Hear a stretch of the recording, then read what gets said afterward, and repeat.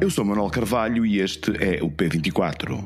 Portugal produz ciência sobre os fogos, mas os grandes incêndios deste ano provam que nem sempre a sabe usar. Nós mantemos uma confiança total no nosso dispositivo.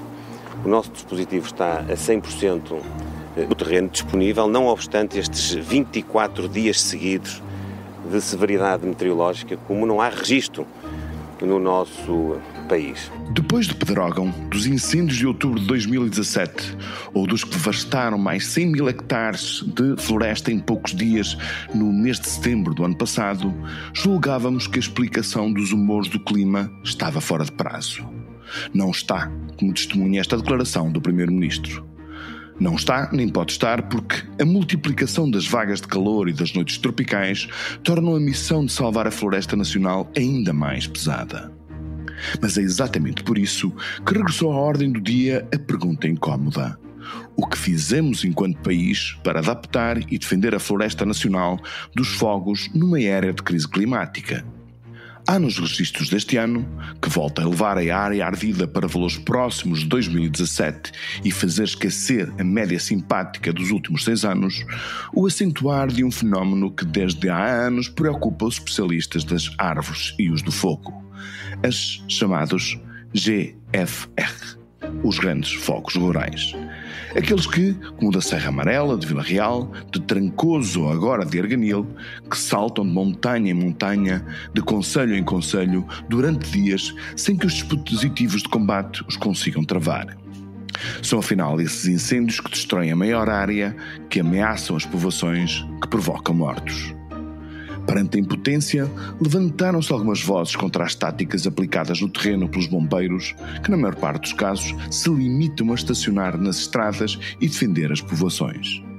O Primeiro-Ministro, interpelado pelos jornalistas que o queriam saber o que pensava sobre este coro de críticas, respondeu assim: todos continuem a ter noção de que há uma cadeia de comando e de que há também forças que estão consecutivamente a ser chamados para operações em vários locais ao mesmo tempo, com períodos de descanso que se vão acumulando e que naturalmente precisam de ter também a compreensão e o respeito de todos. A pergunta, porém, impõe-se: estamos a fazer tudo o que é possível para impedir a progressão dos grandes fogos? A estratégia de defender as aldeias e deixar o monte arder faz sentido?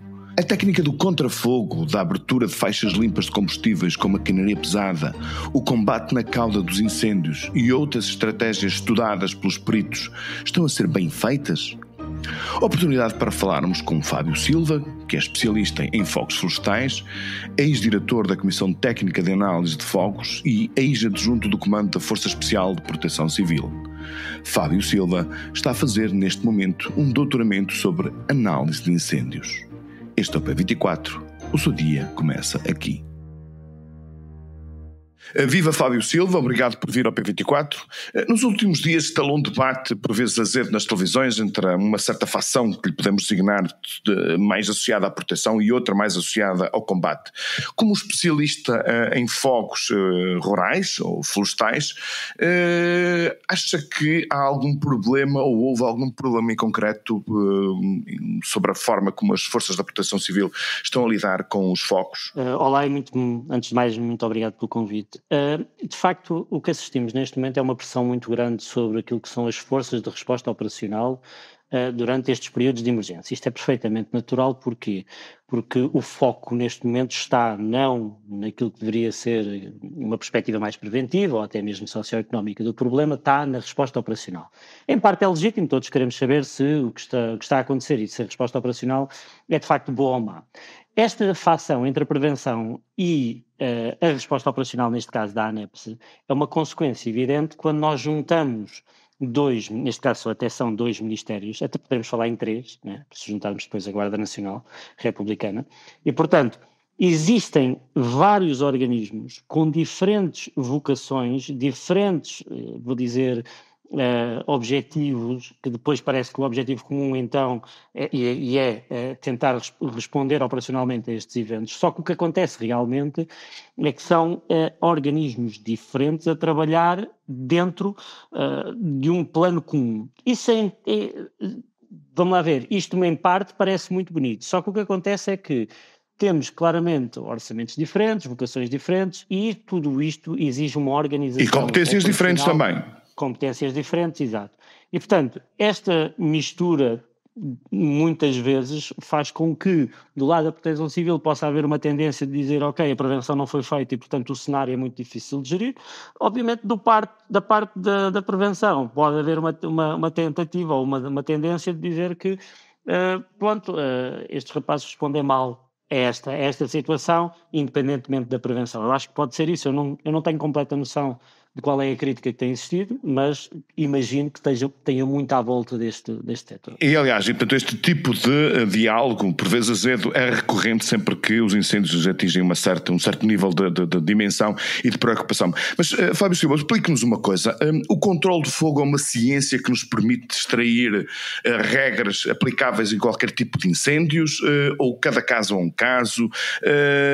O que é isso de ser especialista na gestão de focos florestais? Veja uma coisa, esta situação dos grandes incêndios, a gestão de um grande incêndio é diferente da gestão de um pequeno incêndio. A resposta operacional a um pequeno incêndio, vamos imaginar um incêndio com 10, 15, 20 hectares, faz com que eu, quando coloco muitos recursos à disposição e a fazer a resposta operacional a um incêndio, eu consiga cobrir uma área que é praticamente 100% do incêndio e, mesmo que eu tenha uma perspectiva muito reativa, eu tenho esse sucesso. No caso dos grandes incêndios, a taxa de expansão e a velocidade de propagação, para que todos entendam, é o quê? Quão rápido evolui e cobre uma grande área esse incêndio é muito superior àquilo que nós conseguimos distinguir naquele momento. Então, se o incêndio progredir, imagine, das 2 da tarde às 10 da noite, e fizer 8 km, por exemplo, de flanco, e continuar a progredir, nós não conseguimos fazer essa, vou dizer, taxa de supressão do incêndio com a mesma rapidez. Temos de ter organização, mas mesmo que tivéssemos muitos recursos não conseguimos. É como se fosse uma corrida, estamos a perder. Isto consecutivamente, o que é que vai acontecer? No final do período em que ele acelera e abranda e começa a parar, nós já temos que calcular e saber exatamente qual o recurso certo e em que sítio, em que timing é que temos para trabalhar. Então vou-lhe responder objetivamente. Quando nós temos um grande incêndio, vamos apenas imaginar, com milhares de hectares, a ciência vai em que sentido? É uma metodologia, um protocolo operacional que, na verdade, nós não temos hoje, que é o quê? Há 3 grandes parâmetros que não podem falhar, 3 pressupostos para ter sucesso numa grande operação. O primeiro é ter qualidade de informação. Mesmo que sejamos bons técnicos, se não tivermos qualidade de informação, não poderemos decidir bem. E, portanto, isto é o quê? É saber exatamente onde é que está o fogo para poder saber que cenário é que tem. É muito fácil perceber que não temos porquê, porque ninguém lhe diz qual é a área afetada. Dizem que está a 80%, está isto, está aquilo, porque na verdade é algo que é preciso fazer no momento e quando tem simultaneidade, então ainda pior, porque os inputs são cada vez maiores e, portanto, é mais difícil. O segundo pressuposto, imagine que tem muita boa informação e sabe onde é que está, sabe uma boa previsão, depois é preciso ter capacidade técnica para prever o cenário, como é que ele se vai desenvolver, e capacidade operacional para utilizar a melhor estratégia, que desagua depois em vários objetivos táticos, para conseguir resolver. Mesmo quando atingimos isso, e isso eu lembro-me que me aconteceu a mim mesmo durante grandes incêndios, eu voltei atrás, fiz o estudo de caso e disse, ok, eu tinha boa informação, eu previ bem, e então onde é que falhámos? É preciso ter um terceiro vetor que é, mesmo que nós prevemos bem e fizermos a estratégia certa e adermos, é preciso ter controle de execução. Isso falha muito. Que é o quê? É muito difícil. Como é que se controla 1000 homens num teatro de operações daqueles? Portanto, o que é que acontece? Acontece que é preciso depois passar daquilo que foi a estratégia planificada e conseguir que ela durante as horas e às vezes durante os dias tenha uma continuidade e que seja executada, o controle de execução. É aí que falha principalmente, portanto, a conjugação das primeiras condições que ele enumerou com, enfim, a execução do conhecimento e da capacidade de previsão. Quer ver como é que falha? Eu dou-lhe um objetivo vou tentar ser objetivo até porque não temos muito tempo. Falha porquê? Vamos imaginar um incêndio que progride muito rápido.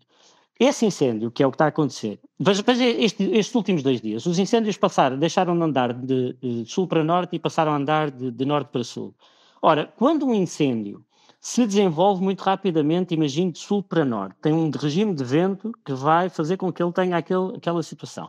E depois está previsto, no período noturno, uma alteração de vento, seja para abrir o lado direito, seja para abrir a cauda, que é a parte de trás do incêndio. Eu tenho que ter, inevitavelmente, sem qualquer tipo de dúvida, eu tenho que fazer a proteção do edificado e das pessoas à frente, mas isso é proteção das zonas urbanas, pode até ser com veículos urbanos, não tem problema. Mas, ao mesmo tempo, nessa hora, eu já tenho que estar a fechar, a terminar a cauda, que é a zona que normalmente achamos que não tem problema nenhum. Porquê? Porque eu estou a antecipar um cenário que não vejo. Ao contrário, lembra-se do incêndio dos 20 hectares que eu estou a reagir ao que eu vejo. Ora bem, num grande incêndio, eu já tenho que estar a fechar áreas que, teoricamente, não está a acontecer nada, estão bastante calmas, estão a contravento, para quando ele rodar, essa área fica inevitavelmente eliminada. Portanto, é cronologicamente, eu tenho que montar a operação cronologicamente para aquilo que eu antecipo que vai acontecer. Entende a diferença? A diferença é que, sem capacidade analítica de prever e sem competência técnica para montar uma estratégia que faça realmente, que atinja os objetivos táticos com vários tipos de recursos diferentes, eu não consigo ter um protocolo de atuação que me permita extinguir um grande incêndio. Isto exige, obviamente, uma qualificação técnica dos recursos e tem que ceder à pressão dos autarcas, da população e por aí fora, de estar constantemente nas áreas de frente de incêndio. Porquê? Porque é preciso fechar as áreas de trás para depois, passar 10, 15, 20 horas, eu já não tenho um grande incêndio. Ora, se eu tenho um incêndio 12 dias depois, em princípio não devo estar a fazer isto. Quer dizer, portanto, que independentemente das dificuldades que são naturais para controlar, portanto, extensas áreas de mato e de floresta, portanto, onde há muito combustível, esse tipo de conhecimentos, de previsão e de ação operacional, digamos assim, não está a acontecer como devia ou podia acontecer, olhando para a dimensão e para a quantidade de grandes incêndios que nós tivemos esta época. Respondo-lhe objetivamente. Veja uma coisa. Depois eu disse-lhe assim, quando o incêndio no fim do dia abrandar, nós vamos então começar a fechar determinadas áreas. Ora bem, isso acontece porque há duas razões pelas quais os incêndios normalmente param no fim do dia. É aumento da umidade relativa ou aquilo que chamamos de inversão térmica, que eu vou dizer às pessoas abaixo, quando as nuvens baixam, o fumo baixa, portanto é a maneira mais básica que eu tenho para tentar dizer isto. Nestas duas razões são previstas, portanto eu posso prever o momento, mas o que é que acontece principalmente com ventos de leste, de sul e agora até mesmo com vento de norte, se ele vier da maneira que vai?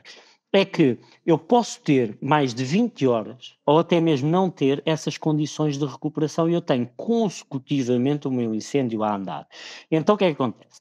Nós já não estamos à espera do período em que ele para o suprimir em determinado momento, nós vamos ter que utilizar as variáveis, que são o vento, contrárias para ir fechando, obviamente com outra agressividade e técnicas de fogo indireto, de combate indireto, normalmente com o uso do fogo e outras o chamado contrafogo.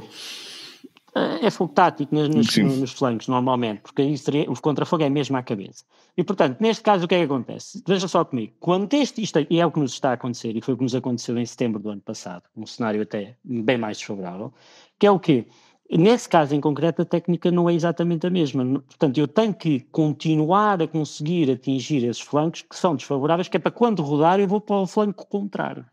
O Fábio Silva disse em tempos que o problema da floresta nacional era mais socioambiental do que propriamente ambiental, ou mais socioeconómico do que propriamente ambiental. Mais recentemente disse numa entrevista ao jornal Observador que o investimento público não vai para as pessoas, vai para veículos e aviões. Esse dinheiro que vai para veículos e aviões devia ser investido exatamente o quê? Neste tipo de competências, ou seja, haver muitas pessoas que sabem determinar a origem e conseguem mais ou menos antecipar o destino do fogo. Devia haver mais pessoas com esse tipo de competências que são altamente complexas no terreno, no cenário operacional. Quando falamos de competências, é bom que levemos esta palavra até à sua realmente ascensão. Por que é que eu estou a dizer isto? Porque a tendência é pensarmos que a solução é só e somente mais formação. Mas a formação é uma parte do processo, mas depois é preciso criar funções, organismos que estejam vocacionados para que esta inteligência operacional seja aplicada. Vou-lhe dar o meu exemplo para não dar o exemplo de outros. A Força Especial de Proteção Civil, que é a qual eu pertenço e estou neste momento em regime de licença sem vencimento, tinha um grupo de análise de incêndios que basicamente, eu posso dizer que eu coordenava, e que basicamente, no prazo em 3 anos, perdi 20 pessoas que faziam análise de incêndios por uma razão simples. Continuamos a pagar-nos exatamente como bombeiros quando elas se formam até analistas e que tomam responsabilidades, nomeadamente de suporte à decisão nacional em grandes incêndios, estratégico e tático, e depois continuamos a querer manter um regime de carreira dessas pessoas, que o regime de carreira está completamente desadequado à Força Especial de Proteção Civil, não tem sentido nenhum aquilo que foi criado. E, portanto, neste sentido, essas pessoas saem naturalmente, mas é que não saem para o privado. Eu perdi 20 porquê? Porque foram ganhar o dobro ou o triplo para entidades públicas para fazer trabalho, seja o Comando Nacional na ANEPS, na AGIF, outros no ICNF, outros para comandantes municipais. Portanto, foi para aí que elas foram. A qualificação no setor da análise para responder operacionalmente a isto não é valorizada. Tanto não é valorizada. Vou-lhe dar um último exemplo só para compreender. Essa equipa criou o FED Motorização, que é o sistema de informação geográfica, do qual se utiliza oficialmente para a gestão das operações, no teatro de operações. Nós temos, e vimos no último ano, falta de investimento brutal. Isso não é investido. Nós temos uma pessoa a garantir aquilo nos últimos 5 anos. Veja que o investimento não vai para a inteligência. Vai rapidamente. É mais fácil gastar 16 milhões para meter kits nos 630, por exemplo. E politicamente é também mais vistoso, diria eu. Fábio Silva, muito obrigado por ter vindo ao P24. Foi um prazer tê-lo aqui. Até uma próxima.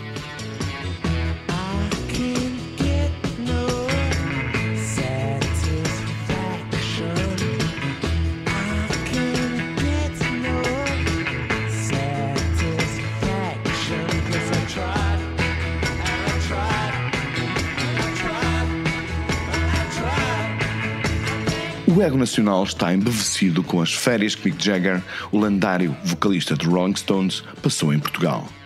Nos últimos dias, os jornais, público incluído, como teria de ser, tentaram determinar o roteiro do músico e cantor e perceber o que fez ou não fez.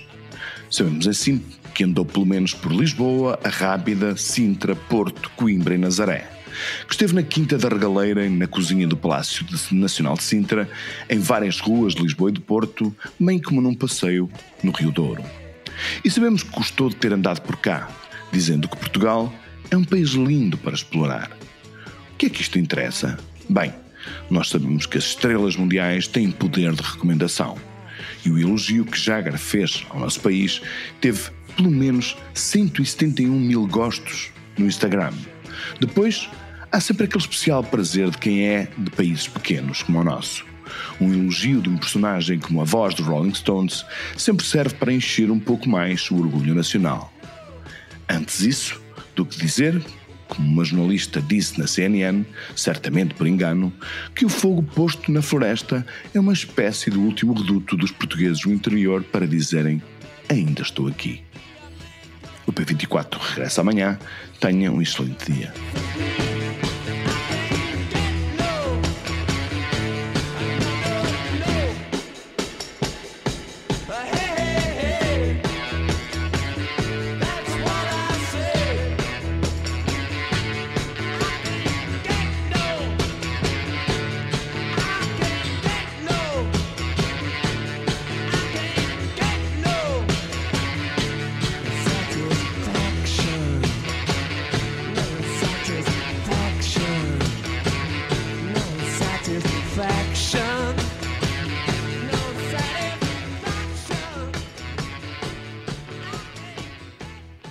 Para não perder os novos episódios, subscreva este podcast do Público na sua aplicação preferida.